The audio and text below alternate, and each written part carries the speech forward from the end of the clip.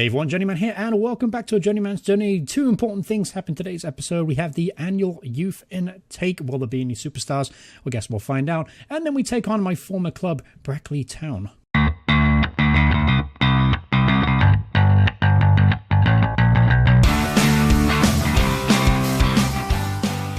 Hey everyone, once again, welcome back to a Journeyman's Journey. Today is the 9th episode of the second season of this mega series. So, today's video, as I mentioned in the introduction, we have Brackley Town. Obviously, that's a very interesting fixture for me because it's the first time I'm going to play Brackley since leaving the club to join Darlington. And then we also have the annual youth intake. So, since the last episode, there's only one game to speak about, and that was a 3-1 win over Chorley. Chorley are bottom of the table.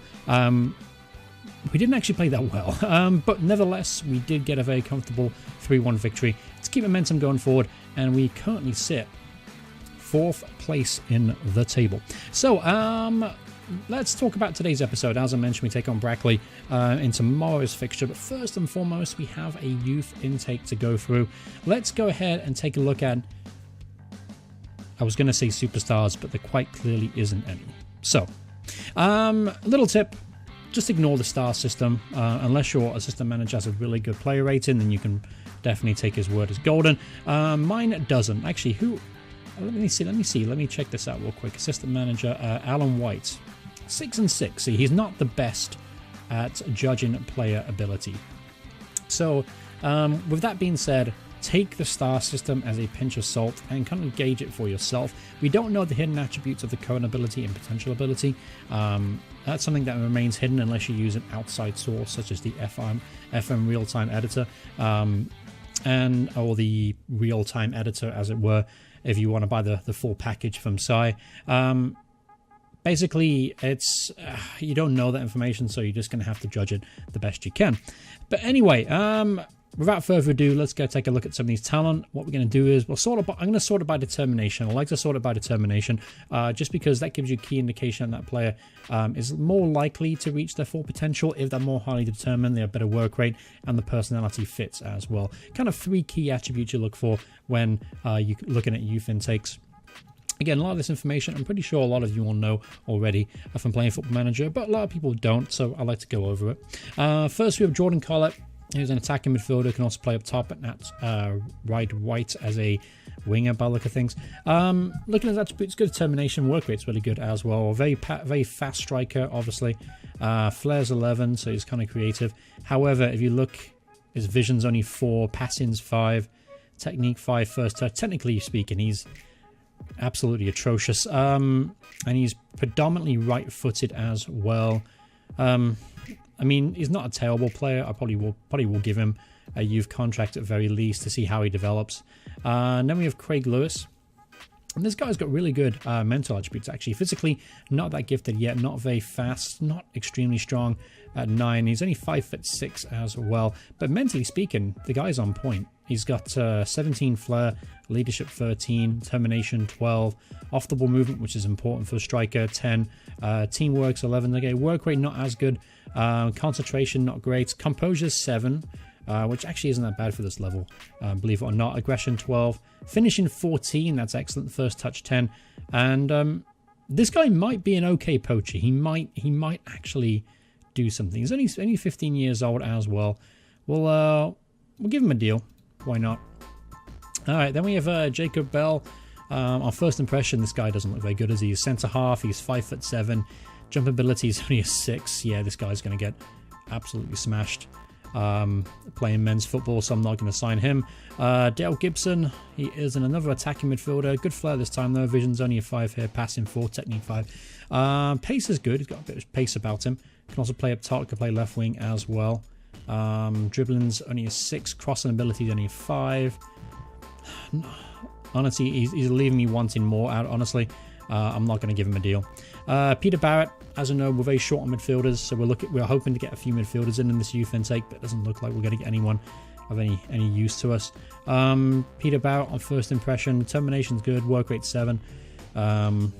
Strength isn't great there. Fitness level's good, which is important for midfielder.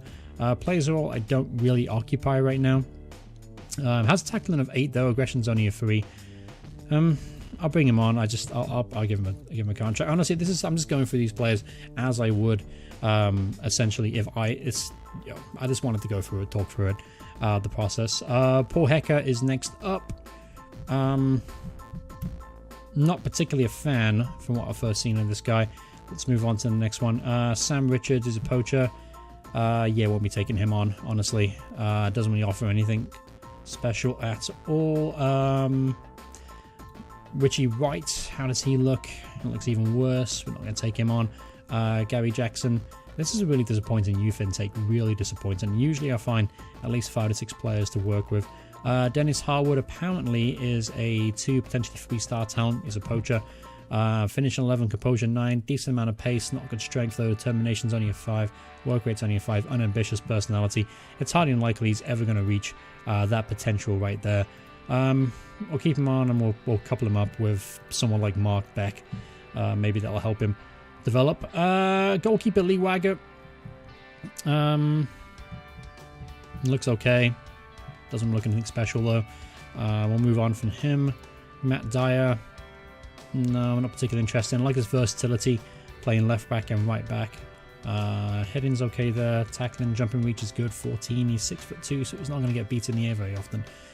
Solid on the pace department as well. This kid might actually be okay. Let's give him a deal. Then we have Dylan Beale. Yeah, this guy's not going to amount to anything. Then we have Richard Green, another goalkeeper.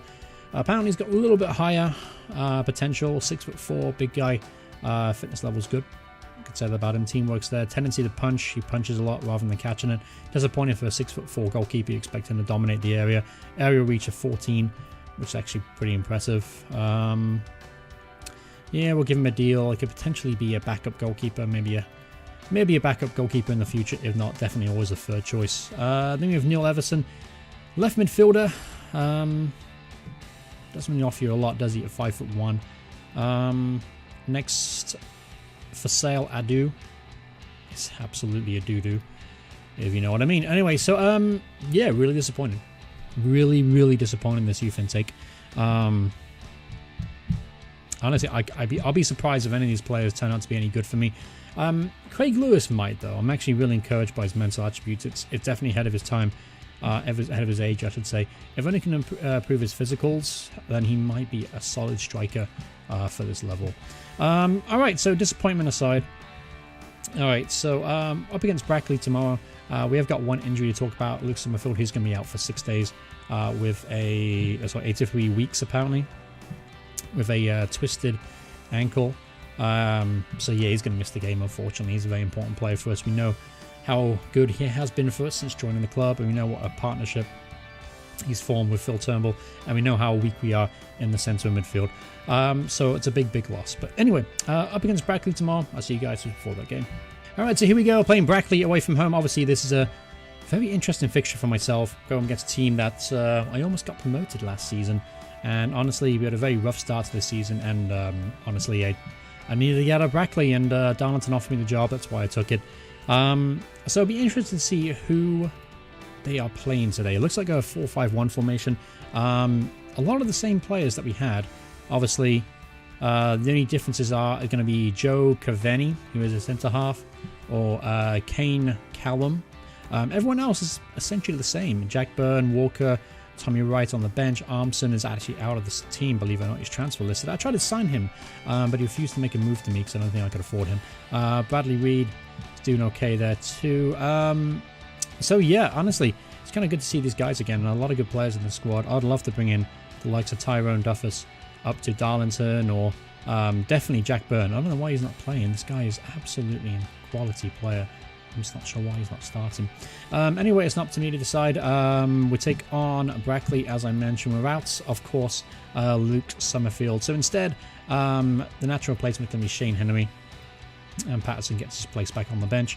Everything else is going to be pretty much standard. No real surprises. Bartlett in goal, McKinley left back, Tanner right back, Gallo and Richards through the middle, Blackford, Dawson on the wings, Gillies in the attacking midfield role as a shadow striker, Turnbull Henry through the middle, and Alex Morgan is fit. He was actually picked up a knock in the last game, but he's good to go for this one, so definite boost to increase our chances today. Alright, so going on attack as well. I do fancy our chances up against Brackley. We're a better squad than they are, top to bottom. Obviously, I know this team pretty well. They've actually got someone else, Nick Freeman.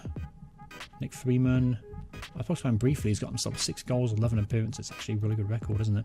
Definitely a player we're going to have to keep an eye on. And obviously, Tommy Wright up top, he had a really poor start to the season. He was supposed to be the guy after Williams left, but he really disappointed me. Anyway, enough about my past. Let's look to the future. Let's try and get a victory today. Keep momentum going forward. We are 4th in the table. It looks like we're going to get in the playoffs. Not a problem, but it'd be nice to finish. It'd be nice to finish strongly going into the playoffs, because that'll definitely help us. Hopefully get promoted this year. All right, so here we go. Back at St. James Park.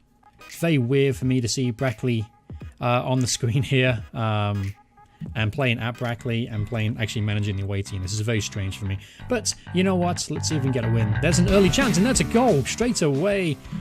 Jack Blackford getting on the back post there. Adam Dawson getting to the byline, crossing, and usually it's Blackford crossing in for Dawson, because Dawson's been in red hot and goal scoring form, and it's usually for the supply of Blackford. But scorer turn provided today. That's a fantastic cross and a good finish there from Blackford at the back post. Alright, chance now for Brackley. Cullen puts it in. Cleared by Gallo. Not very far though. And that's Adam Walker smashing it over the bar. Gillies going to whip it in now. Gillies gets it back. Oh, and his ball's bouncing around there. I'm not quite sure how that didn't go in, but Brackley managed to kind of like rush it clear. They got off the hook then. That was a good chance for us to take a 2-0 lead. Here's another chance though. Gillies puts it in. There's Blackford with a header. Two goals for Blackford. 2-0 up. Get in there. I didn't think about not celebrating today, just because it's my former club, and I do have respect for them still, but I'm enjoying life too much of Darlington right now not to celebrate, to going 2-0 up. Alright, well, one last chance for halftime here. We are 2-0 up. It'd be nice to go 3-0 up. Here's Gillies on the ball to Henry. Henry to Blackford. Blackford to Morgan on the volley. What a goal there from Adam Morgan. Assist this time from Blackford. And a fantastic try from Morgan. That's pretty much put the game beyond doubt now, so we can just enjoy ourselves on our return to St. James's Park. But a great build-up play. Good one-touch football there, and a fantastic volley from Adam Morgan. He pounds his chest in celebration, and rightfully so. That was an absolutely immense strike from the young striker. All right, so just approaching halftime. Halftime is now here. Just good performance. Finished our chances when we got them. Very, very pleasing stuff indeed. So with that in mind, we can take our foot off the gas just a little bit going in the second half. I'm on attacking right now, so what I'll do is I'll switch to counter. Just to change things up, just to I'd say solidify our defense a little bit. Nice to keep a clean sheet, because we don't do it very often. So alright, ball's hit long. There's Sam Patterson, hits it long, looking for Wright. Tanner makes a mistake. Tommy Wright's through on goal, and a comfortable save there from Bartlett. Good chance though for Tommy Wright. Alright, here's Blackshaw to Tommy Wright. Taking on Tanner, he's on a yellow card. There's Adam Walker, and he gets himself a goal. Assist from Cullum. So they start the second half really strong. Let's go back to attacking. That was potentially a mistake, going to counter-attack. Maybe they invited too much pressure on our back line. Alright, let's make some changes here. I'm going to put Dawson to support. He can help Tanner out, because Tanner's getting it beat there on the left flank from Cullen, and Tommy Wright's putting pressure on him as well. So Dawson can track back and give him a hand. I'm also going off Morgan. I'm going to bring on Beck. Play him as obviously a target man, as natural role on support. Gillies is an advanced playmaker. I've been thinking about moving him to an advanced playmaker role anyway. He's on Shadow Striker right now. Yeah, we'll make those couple of changes and try and see out a victory. Alright, here's Patterson. Throws it in there, great tackle. Blackford picks up the loose ball, looking to hit them on the counter-attack. Here's Mark Beck. Mark Beck finds Gillies. Gillies shoots from distance. Oh, good effort there. Narrowly past the post. Had Murphy scrambling across his goal. Here's a chance now for Brackley. Right in the box. Ooh, that's an awful challenge. I thought that was going to be a penalty. Jack Byrne has found himself in the box, and he scores 3-2. And the comeback is on. Oh, crap. Alright, so time to do some managing, shall we? Dawson, have you back as a... we'll go 4-4-1-1. What changes can we make? Yeah, we'll just do 4-4-1-1 for now. And I'm just going to switch back to a counter-attacking. Maybe we'll go defensive just to hold on to this. Alright, Blackshaw. Walker could tackle there from Dawson. Here's Henry. Henry looks at wide to Blackfoot. Playing in a deeper role now. Gallo hits it long to absolutely no one. This could set up a counter-attack now for Brackley if Murphy reacts quickly. Throws it out to Dean instead. There's Gillies! Capitalizing on the mistake. It's a gift. Fantastic goal there from Gillies, and that should put the game beyond doubt there. Started to panic a little bit, if he couldn't tell. Thought that Brackley were going to get back into it, and that simply would sum things up. That literally would be the story of my Football Manager career if Brackley got back into it. Alright, so 4-2, good goal there from Gillies. Ball's put in the box. Decent header. Comfortable save though for Tim Murphy. Alright, Murphy throws it out to Graham. Graham to Cavani. Back to Jack Byrne. Hits it long. He's got Cullen in space. Plenty of room to operate. Ball's put into Tommy Wright, who makes it 4-3. Maybe Brackley aren't done quite yet. Poor defending again. Where was Tanner out of interest? Yeah, it was coming back from somewhere in the middle.